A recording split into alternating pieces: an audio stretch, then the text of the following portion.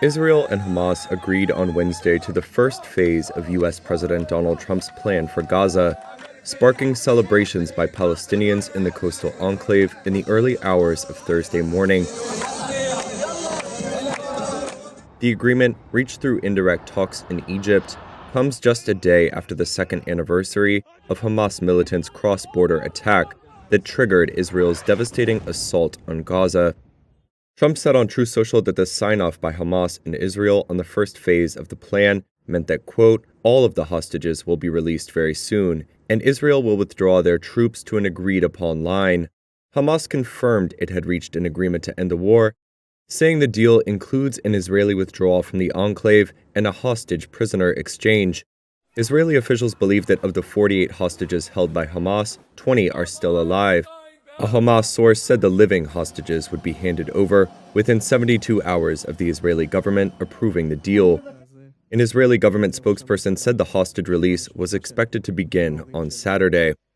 The accord, if fully implemented, would bring the two sides closer than any previous effort to halt a war that had evolved into a regional conflict, deepened Israel's international isolation, and reshaped the Middle East.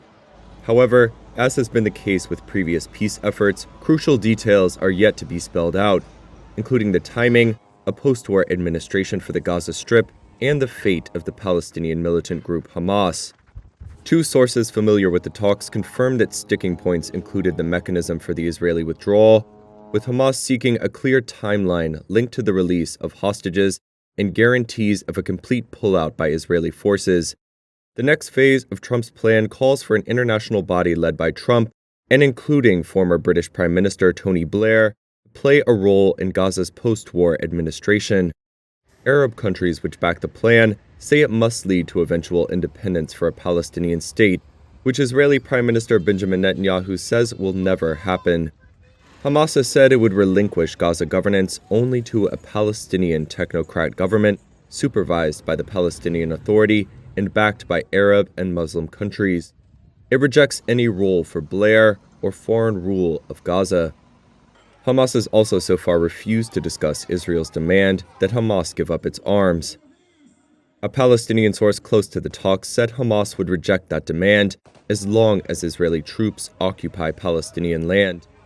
Earlier on Wednesday, Trump said that he may travel to Egypt this weekend, possibly leaving as soon as Saturday.